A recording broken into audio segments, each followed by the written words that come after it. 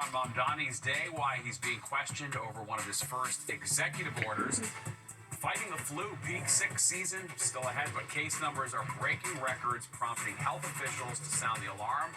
And the new year off to a blustery start, wind chills dropping into the teens. When we will break out of this stretch of bitter weather. Good evening. Welcome to the 10 o'clock news. I'm Steve Lacey. Natasha has the night off, and it seems like New York just can't shake the cold weather. Meteorologist Audrey Puente is at the weather wall, and so far winter feels just extra brutal this year, Audrey. You are right, Steve. It has been relentless over the last week or so. We've had frigid and windy conditions all week long, and that will continue right through tonight. The good news is we'll have a storm-free weekend ahead of us, but temperatures will remain below normal for this time of year. Next week, we're going to get a little bit of a turn in our temperatures, but we're also going to bring back the chances of rain and maybe a little snow across the region. Right now, it's definitely cold enough for snow. We have temperatures that are below the freezing mark all across the region. It's 24 for you in East Hampton, 25 in Islip, 26 over towards White Plains, and 20 degrees up in Poughkeepsie. Monticello is checking in at 15 degrees, and our winds also have our attention this evening. Right now, they're sustained between 10 and 15 miles per hour. That doesn't sound like much, but they've been gusting to 25 miles per hour, and that's adding to the chill factor, making it feel like the teens in many spots, including Islip, East Hampton, Bridgeport, White Plains. 9 degrees is what it feels like in Poughkeepsie, 3 in Monticello, and we're expecting very cold wind chills once again as we go into our Saturday. Now, look at the satellite and radar shows. We have a couple of clouds decorating the sky. This shows that there's some snow showers. However, none of this is reaching the ground because we're just too dry at the surface. Tomorrow, though, we could see a brief snow shower passing through, maybe a flurry. That's about it, but no major storm systems are in sight as we go through the rest of the weekend. What's still in sight, though, is very cold temperatures. We're dropping down into the 20s tonight across the city. It looks like to the north and west will be in the teens. Again, factor in the wind, and it will feel much colder. Catch that sun early tomorrow morning. We'll have a mixed sky throughout the afternoon, but there will be a turn with our temperatures. They're going up from here. The details coming up. Steve? All right, thanks, Audrey. Developing tonight, the flu season hasn't even reached its peak yet, but New York hospitals are already seeing a record number of patients. New data shows hospitalizations are up 24% compared to just last week. Fox 5's Richard Giacobbe is live in Valhalla with what we need to know. Richard. Steve, what health experts are worrying about is what's ahead. That reverse holiday travel rush is kicking off this weekend, and doctors are fearing that all these flu cases and hospitalizations will only get worse, and they're already setting records across the state. Let's look at the numbers. These are new numbers that came out today, released by the New York State Department of Health. More than 4,500 people hospitalized with the flu with the week ending December 27th. That's up 24% from the week before Christmas. Crazy numbers. These numbers come after the state reported a record number of flu cases in a single week, more than 72,000 infections during the week ending December 20th. Now, traditionally, doctors say that flu season peaks in January or February, and we've already seen record numbers in the month of December. You may be wondering why the flu is so bad this year. Infectious disease physicians here at Westchester Medical Center in Valhalla, where we are tonight, say they've noticed an increased number of patients who were hospitalized with the flu this year, admitting that they decided against getting the flu shot. Also, that this particular flu is a new strain. Our bodies aren't exposed to this before. So, when our bodies are, as we certainly saw this with COVID, when a new strain of virus comes around, there's almost like a more severe illness from that. We're certainly seeing several complications from influenza. So, those patients ending up in the ICU, requiring very prolonged courses, really prolonged stays in the hospital. So there are ways to protect yourself. Doctors say, we can't live in a bubble, but it's not too late to get the flu shot. Also, make sure to wash your hands with soap and water for at least 20 seconds. Disinfect all of those surfaces because the flu virus does live on those surfaces, and it may be smart to bring back those masks as an extra layer of protection. We're live in Valhalla tonight. Richard Giacobbe, Fox 5 News, Steve. Well, all right, thanks, Richard. 20,000 nurses at a dozen private hospitals in the city and on Long Island giving a 10-day strike notice today. This after their contract expired December 31st. If they walk on January 12th, it could be the largest strike in city history. Officials for the New York State Nurses Association say management is refusing to guarantee health benefits or a safe work environment. They're stepping back. They're rolling back the clock, which is less, more patients, less nurses, and that doesn't work. Fox 5 heard back from 3 hospitals. Maimonides officials say they hope to come to an agreement soon. Northwell Health says they're committed to negotiating a fair contract, and Mount Sinai officials blame the nurses union for threatening to take them away from patients. Well, after a deadly fire tore through a part of a Swiss ski resort, investigators are now revealing a possible cause. Initial findings suggest the fire likely began when sparklers attached to champagne bottles were held too close to the ceiling, sparking the flames, which then spread. 40 people in all were killed, more than 100 others injured. Swiss authorities now say they will focus on the bar's safety measures, licenses, and emergency exits, and investigations will be open to determine whether there's any criminal liability. Well, Mayor Zoran Mamdani receiving criticism tonight from some following the rollback of 2 executive orders issued by Mayor Adams that supported Israel and combated hatred towards the Jewish people. Today, Mamdani addressed that decision. Fox 5 Stephanie Bertini live in studio with his response. Steph. Hey, Steve, the mayor getting criticism indeed on the rollback of 2 specific executive orders. One executive order signed by former Mayor Eric Adams, but now rescinded by Mayor Mamdani, expanded the definition of anti-Semitism. The other barred city employees and agencies from boycotting or divesting from Israel. Mamdani, despite his decision to revoke these orders, says he will continue to fight hate and protect Jewish New Yorkers. And my administration will also be marked by a city government that will be relentless in its efforts to combat hate and division. And we will showcase that by fighting hate across the city, and that includes fighting the scourge of anti-Semitism, by actually funding hate crime prevention. All right, look at this. Israel's foreign ministry posted on X, on his very first day as New York City mayor, Mamdani shows his true face. He scraps the IHRA definition of anti-Semitism and lifts restrictions on boycotting Israel. We asked a political strategist to weigh in. Here's how I perceive it. Whether or not you agree with Mayor Mamdani, and of course those who disagree with him, everyone has a voice in the democratic process. This is pretty consistent with how he campaigned as a mayoral candidate. He was often critical of the Israeli Bibi Netanyahu government. And so his argument, in terms of putting out these executive orders, is that he does not want to equate criticism of the Israeli national government with anti-Semitism. Now, I understand some may disagree, a lot of nuances and a lot of degrees.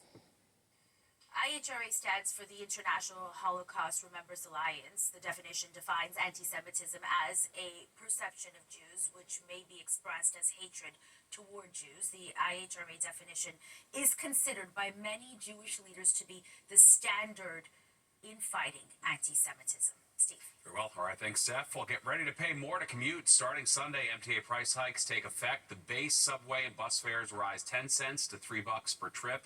Express buses jump to $7.25 and reduced fares increase to $1.50.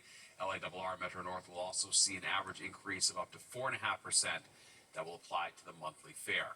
Stay on top of all our stories by downloading the free Fox local app. Well, April Fools in December, hundreds of people turn out to Brooklyn Bridge Park to ring in the new year with fireworks. The catch, it was all fueled by false rumors online. Plus, baby Jesus is stolen from a nativity scene on Long Island. The message police have for the suspect. The Giants' best option this weekend may just be to lose. How that could help the team rebuild next season.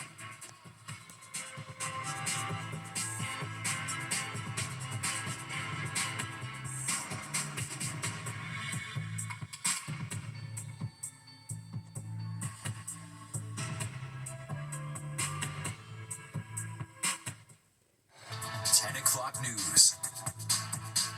A reminder not to believe everything you see on the internet. A large crowd turned out to Brooklyn Bridge Park for New Year's Eve fireworks that never went off. It wasn't a technical error, rather the work of a misleading social media post.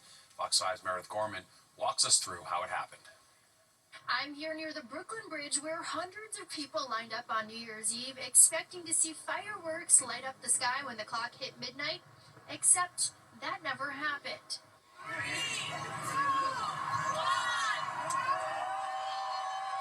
As the countdown to 2026 began, crowds gathered along the Brooklyn waterfront expecting fireworks near the Brooklyn Bridge. But no fireworks were planned there. City officials say all official New Year's Eve displays were scheduled elsewhere. Much of the confusion appears to have started on social media. Viral posts and videos, some using old and AI footage, led people to believe a show was coming. The reason people believe what they see almost all the time is that we default to trust. It is an evolutionarily stable way to be, and it's a very low energy state for people. Experts say this shows how quickly social media hype can turn into real-world crowds, especially on nights like New Year's Eve. Once a rumor takes off online, it can be difficult to stop, even when official information exists. With so many people posting and reposting, and that's part of the problem with social media, is that one person thinks it's cool, there's going to be all these fireworks, I want to invite more people and I want to invite my friends, but when this happens, you've got to do a gut check, and you have to say, where is the source of this? The key to stopping this? We as a society are going to have to learn to default to distrust, and it's going to be really hard for us to do. The better AI gets, and it's getting much, much better, the more authentic everything's going to look, the more you really can't trust people you don't know. And in some cases, you can't even trust people you know because they're just repeating things they've seen online too. A crazy twist for all of the people who came out to watch what they thought were going to be fireworks near the Brooklyn Bridge. Meredith Gorman, Fox 5 News. Pretty wild. Well, a statue of baby Jesus was stolen from a nativity scene on Long Island. Officials say it was outside the H. Lee Dennison building in Hauppauge and taken sometime between Christmas Eve and New Year's Day. Suffolk County officials say they respect all religions, but they want the statue back.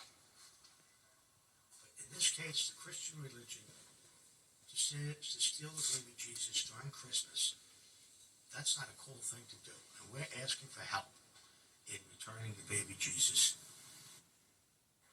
And officials are asking the person who stole the baby Jesus to return him, and no charges will be filed. Well, another dismal season for the New York Giants. The team going into Week 18 with a 3-13 record, and losing the final game of the season may actually help them out next year. I pass this one to Jennifer Williams to explain why. Hey, Jen. Hey, Steve, the Giants do not control their own destiny, but they can play the long game if the G-Men lose on Sunday with the Cowboys in town, as Big Blue currently owns the second pick in the draft. Now, look, that was the case last week in Vegas against the Raiders, another team vying for the top pick, and obviously Big Blue won that matchup, so now they're sitting at 3-13 heading into the final week of the season. If the Giants lose and the Raiders win, the G-Men do have a chance to move up in the draft order to number 1. But if the Giants win, they could fall back as far as 7. Here's Charlotte Carroll, who covers the team for The Athletic, with more. You're looking at the outcome of quite a few different games. Cleveland Browns, Washington Commanders, New York Jets, Tennessee Titans, Arizona Cardinals, I think are all outcomes. And if they lose, Giants kind of fall back a little bit further. And if the Giants do lose and happen to land the coveted top pick, just what will they do with it? The Giants beat the Raiders last week 34-10 thanks to a great performance by rookie QB Jackson Dart, who threw for more than 200 yards and ran in two TDs himself, as you just saw. But the team still needs to hire a head coach who might like another QB. And we don't know what will happen with GM Joe Schoen.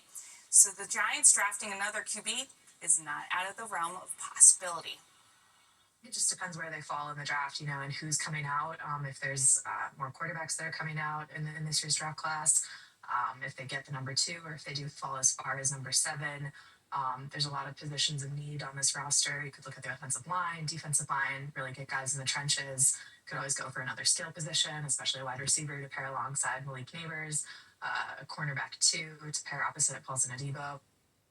The Giants currently have 7 picks in the 2026 NFL Draft, and there's a lot of time and moving parts before April. As for the near future, the Giants are a 3.5-point underdog against the Cowboys on Sunday. I'll be out at MetLife, and you can catch my recap Sunday night on Sports Extra. Steve? Oh, we'll do. All right, thanks, Jen. Well, officers fight through icy waters to save a life on Christmas Day. It's all caught on camera. We're going to hear from heroes as they reunite with that 8-year-old boy.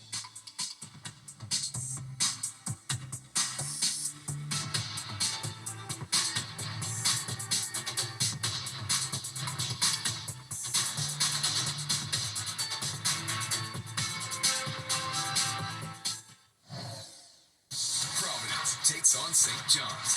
Then 8th-ranked Houston battles Cincinnati. It's a huge doubleheader Saturday on Fox College Hoops. A heartwarming reunion on Long Island today. An 8-year-old boy getting to publicly thank the officers who saved his life after he fell through an icy pond on Christmas Day. Tavion was trying to cross what he thought was a fully frozen pond near his home when he suddenly fell through. Within seconds of arriving, Suffolk County Police went in after him. That rescue anything but easy. The ice kept breaking, and Tavion was getting tired. The officers never gave up, though. After 20 minutes, they were finally able to pull him to safety. Anybody who's in need of help, I'm going to help them, whether I'm working or not. That's just the personality that police officers have. Thank you. All right, Tavion has made it his mission to remind everyone not to walk on the ice. All right, time now to go to Audrey for a look at the forecast. It's been so cold, but it takes a long time of being cold for the ice to fully freeze, and we're just not there yet. Yeah, that's true. Although it does feel pretty cold out there, and it feels very icy across the region for sure, Steve. We have temperatures that were below the freezing mark once again. We struggled to get there today with our high of 30 degrees in Central Park after a morning low of 20.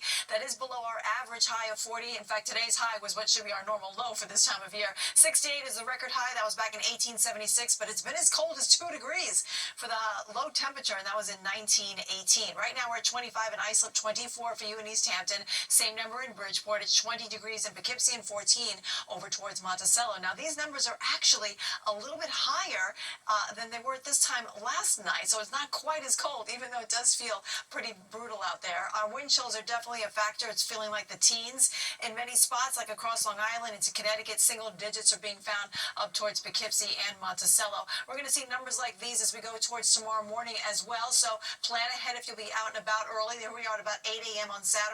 We still have single digits around Bridgeport. It'll feel like 13 in Poughkeepsie, but the wind chill in Monticello at this time looks to be at about -4. And look, you can see that will stay this way for pretty much of the day on Saturday. Well, in the afternoon, it will feel more like the 20s across the region, except in the Hudson Valley, where the wind chill at 4 p.m. is at 19, and Monticello still in the single digits with an 8-degree wind chill at 4 o'clock. Elsewhere across the Northeast, still cold from New England up towards upstate New York. Even to our south here, we have Atlantic City at 19. It's 29 in Philadelphia at the moment. So we're dry on the radar. That's the good news here. We're going to stay dry for much of the weekend, too. There could be a quick passing snow shower, I think, tomorrow night, but that's about it. I think we're going to stay pretty quiet, and it's all courtesy of high pressure, which is going to be dominating our weather as you move along through the weekend. There is an area of low pressure that's bringing wet weather down towards the southeastern states. It's going to pass to our south, so that's good for us. We're watching another system that's making its way on shore on the west coast here. This one will affect us next week and give us our next chance of precipitation. But in the meantime, it's all about the cold that has encompassed New England all the way through the Great Lakes and into the northern tier here. A few days ago, this actually worked its way all the way down towards the Gulf Coast, but now they're recovering nicely. Temps were in the 70s in Dallas and New Orleans, 89. Very warm in San Antonio for the high temperature today. All right, so clear tonight. Very cold across the region. Tomorrow we'll start out with sunshine. Catch it early because we'll have filtered sun by midday and then a mix of sun and clouds throughout the rest of the afternoon here. Now, in the evening, again, a quick passing snow shower, maybe around the Jersey Shore into Connecticut. Everything will kind of fizzle out, though, overnight. And then on Sunday morning, again, we'll wake up with a mix of sun and clouds and much of the same weather that we're experiencing for Saturday. The talk, of course, will be the cold temperatures that we'll be experiencing, and those will last right into Monday as well. So in the meantime, tonight's lows, mostly in the teens, will be at 21 in the city, but 9 over towards Monticello. Tomorrow's highs, once again, struggling to reach the freezing mark all over the place. 32 is what we're forecasting for Central Park. 35 on Sunday, but that gusty wind, because the winds are going to pick up and speed again on Sunday, it's going to make it feel more like 25 degrees. Still cold on Monday, but then as we go into next week, now we see the turnaround. Temperatures will be in the 40s as we go into Tuesday, Wednesday, and Thursday, and then we'll have a chance of rain coming in on Friday. Steve, over to you. Very well. All right, thanks, Audrey. Well, there's some good news for people whose New Year's resolution is to stop drinking. Experts say committing to a dry January can set you up for longer-term health gains. According to researchers, heavy drinkers who abstain from alcohol for 30 days had better sleep, higher energy levels, and lower blood pressure. The National Institute of Alcohol Abuse and Alcoholism also recommends having a mocktail ready as a substitute in social situations. One day off from alcohol can do a lot for your body. Alcohol is immediately changing our physiology, not only in our brain, but in the rest of our body. And health experts say to stay on track, you should identify whether you drink alcohol for fun or to deal with stress, because that can help you find alternatives to fulfill those needs. Well, adoptable dogs are going for a ride on the subway. Meet the influencer using his platform to help him clear out the shelters.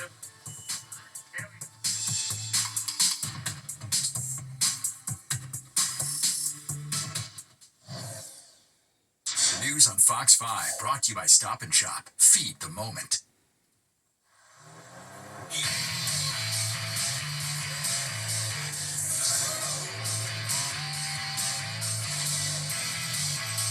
Oh, what bloody fun. Falala Flooring to your local mini dealer today. A Brooklyn man with a huge social media following is using his influence for good. Dog influencer Brian Riceberg's been giving dogs that are up for adoption a break from the shelter by taking them out for a little adventure in the city. Back in July, Brian teamed up with Best Friends Pet Adoption Center in Soho to help showcase their newest program. Brian says it's given them a chance to live happily. Always think, like, what does this all amount to? You know, like having your dog on the internet, like what does it mean? And this entire program has given me an opportunity to finally see, like, this is what it's all for, to like help other people, to help dogs, to maybe help change the perception of rescues. When the dogs do come back from their adventures, they're nice and tired out, so they're definitely taking puppy naps, for lack of a better word. That's the best when the pups get tired. The response to that program, as you would imagine, has been overwhelmingly positive, with many contacting Best Friends New York to get involved because of Brian's videos. Very fun. All right, that does it for us tonight. If you've missed any part of the 10 o'clock news, you can always catch an encore on our free streaming app, Fox Local, where you can stream our newscast anytime. Have a great night.